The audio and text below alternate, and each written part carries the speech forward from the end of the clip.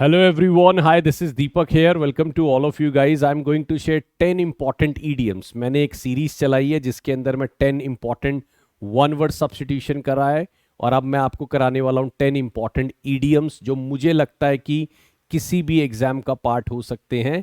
कुछ को हम लाइंस में डिस्कस करेंगे, कुछ को विदाउट लाइन में। ओके, चलिए let's start the business and let's start doing it. While talking to my boss I let the cat out of the bag. अब देखिए, letting the cat out of the bag का मतलब क्या है? इसका मतलब है आप किसी को कोई राज खोल दे रहे हैं। इसको हम इंग्लिश में स्पिल द बीन्स भी बोलते हैं।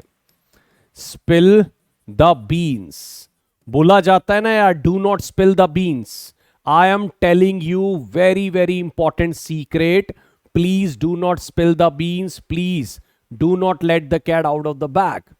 तो आप अगर you are spilling the beans, you are letting the cat out of the bag, इसका मतलब आप एक सीक्रेट को खोल रहे हैं, एक ऐसी बात बता रहे हैं जो नहीं नॉर्मली बतानी चाहिए। So the right answer will be exposing a secret. The right answer will be exposing a secret. चलिए let's go for next one. At one's beck and call. यार इसमें my apology, this is beck, BECK, और beck का मतलब होता है इशारा करना। राइट, बैक का मतलब क्या होता है? इशारा करना। तो जैसे मैंने बोला, entire country is at the beck and call of prime minister. पूरी कंट्री किसके बैक एंड कॉल पे चलती है? बैक एंड कॉल मतलब होता है इशारे पे चलना। जैसे organisation is always at the beck and call of the directors और the CEO of the company.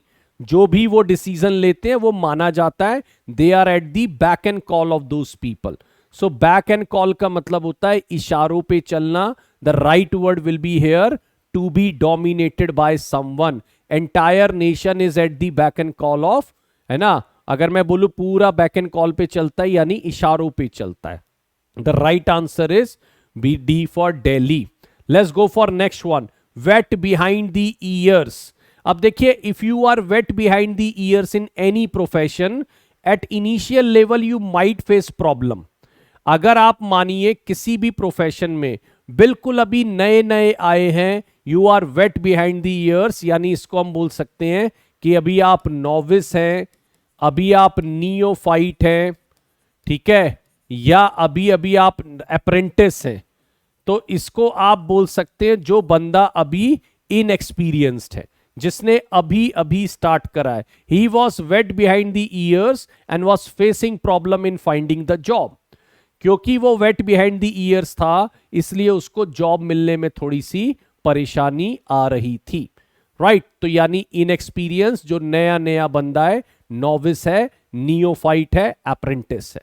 चलिए next one, flogging a dead horse. मैं बार बार लोगों को बोलता रहता हूं एक चीज, शायद कई बार मुझे उसका क्रिटिसिज्म भी झेलना पड़ता है, कि please learn English in English, that is extremely important. लोगों को लगता है पता नहीं मैं क्या मतलब उनको पुश कर रहा हूं, क्यों कर रहा हूं, but please understand my sole purpose is that you guys should understand English language, है ना? बट कई बार लोगों के कान तक मेरी बात पहुंचती नहीं और मुझे लगता है कि I am just flogging a dead horse. कई लोगों का एटीट्यूड इतना नेगेटिव हो जाता है चीजों को लेके कि कई बार लगता है कि यार you are simply wasting your time in useless effort, है ना? आप देखिए, फ्लॉगिंग अ डेड हॉर्स, मैंने कहा यार you guys are not listening to me, it seems I am flogging a dead horse. इसका मतलब मैं अपना टाइम वेस्ट कर रहा हूं if you are not listening to me. तो flogging a dead horse, flog मतलब होता है चाबुक से मारना, ठीक है ना? चाबुक से मारना या विप करना जिसको बोलते हैं हम, है ना? विप करना। तो अगर आप डेड हॉर्स को चाबुक से मार रहे हैं तो आउटकम जीरो है। तो we are simply wasting the time in useless effort, wasting the time in useless effort. चलिए, एक्लेस हील। मैं एक बात और बोलता हूं कि हो सकता है इंग्लिश मेरी एक्लेस हील हो, बट इस बात को मैं 4 साल 5 साल तक नहीं बता सकता। आज मेरी मैथमेटिक्स कमजोरी है, चलिए मैं 4 साल बाद आपको भी आकर बोल रहा हूं सर मैथ्स कमजोर है। इसका सीधा एक पर्पज है कि आपने उस पर काम नहीं किया। कोई ऐसा सब्जेक्ट नहीं है जिस पर आप 6 महीने काम करो और वो स्ट्रांग ना हो जाए। तो इंग्लिश आपकी एक्लेस हील है, उसका एक ही रीजन हो सकता है कि आपने कभी उसको पढ़ा नहीं। मैं हमेशा से एक बात बोलता हूं, 15 मिनट की reading can transform your life in 6 months. Okay, जो आपकी समस्या इतने सालों से चली आ रही है, that can be sorted out. और इंग्लिश आपकी एक्लेस हील नहीं बचेगी. एक्लेस हील का मतलब होता है कमजोर कड़ी. इसको आप क्या बोलते हैं हिंदी में? इंग्लिश तो मेरी कमजोर कड़ी है. राइट, कमजोर कड़ी का मतलब जो एक वीक पॉइंट है उसको आप बोल सकते हैं. चलिए, कॉलिंग अ स्पेड मेरा बड़ा फेवरेट है guys, and I am the one who love to call a spade. मेरे से बहुत ज्यादा इधर उधर चापलूसी टाइप नहीं होता, या फिर बोल सकते हो कि मैं मतलब I am the one who love to speak candid, और मैं बिल्कुल सीधी और सिंपल राय लोगों को देता हूं. शायद कई बार वो डाइजेस्ट नहीं कर पाते, क्योंकि लोगों को, मेरे ख्याल से, मैं नहीं जानता कि किस तरह से तैयारी कई बार लोग करते हैं, but I love to give the candid advice. और मैं थोड़ा, I am the one who can call a spade, यानी स्ट्रेट फॉरवर्ड बोलना, है ना, जिसको आप बोलते हैं स्ट्रेट फॉरवर्ड बोलना, और सीधा सीधा मुंह पर बोलना, है ना, जिसको आप क्या बोल सकते हैं, किसी को सीधा सीधा मुंह पर बोलना, या ब्लंट थोड़ा सा बोल सकते हो, वो आता है. तो यहां आंसर क्या आएगा? To speak in a straightforward manner. There are only a few people who can call a spade. आज के टाइम में वो जमान, और सबसे बड़ी बात है, दूसरे भी सुन के राजी नहीं. अगर आप बहुत ज्यादा सच्चा और खरा बोलते हैं तो लोग आपको डाइजेस्ट नहीं कर पाएंगे ज्यादा दिन तक, है ना. आपको मैनिपुलेटिव होना पड़ता है आज के टाइम में. चलिए, स्टेटस को बड़ा प्यारा वर्ड है गाइस. जैसे I am not happy with my status को. आप अपनी, देखिए, जैसे some people after getting some kind of job वो सेटल हो जाते हैं, उनको अब कुछ नहीं चाहिए जीवन से. They are happy with their status को, यानी वो अपनी जॉब से बिल्कुल खुश होते हैं, अपनी करंट पोजीशन से. You should never be happy with your status को. स्टेटस को का मतलब आपकी करंट सिचुएशन और सिमिलर पोजीशन. ठीक है, जैसे अगर मानिए गवर्नमेंट ने स्टेटस को मेंटेन रखा, तो यानी जो सिचुएशन थी वैसे ही रखा.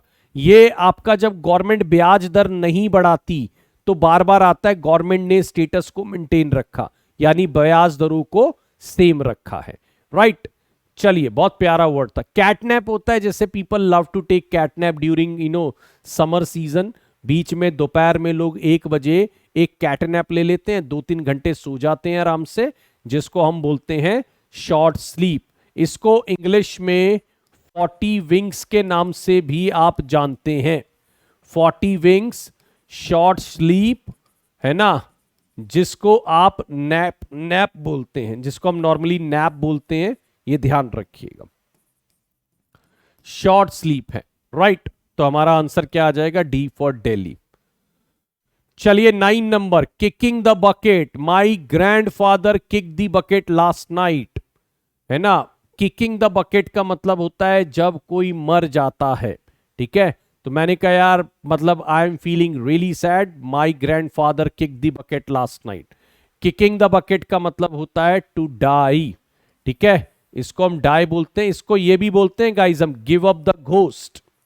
इसको इंग्लिश में हम गिव अप द घोस्ट भी बोलते हैं. राइट, ये ध्यान रखिएगा. Kicking the bucket is also called give up the ghost, यानी मर जाना. चलिए, how did you break the ice. ये पीआरटी में किसी एग्जाम में आया था.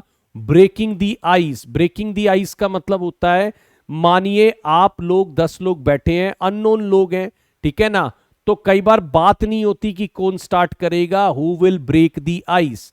जैसे in communication classroom, who will break the ice, है ना, कौन उस ब्रेकिंग द आइस का मतलब होता है कौन कॉन्वर्सेशन की शुरुआत करेगा.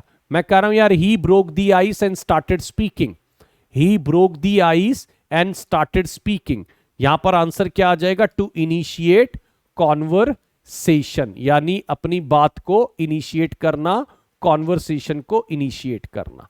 राइट. चलिए, thank you so much guys, ये मेरी तरफ से था. और आप लोग चाहे तो टेक्स्ट बुक में भी जुड़ सकते हैं, है ना, और टेक्स्ट बुक में हमारे ये सारे कोर्सेज अवेलेबल हैं.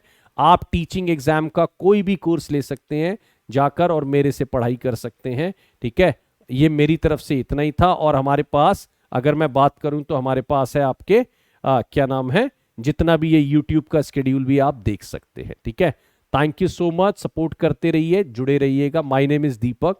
Thank you so much guys, bye bye.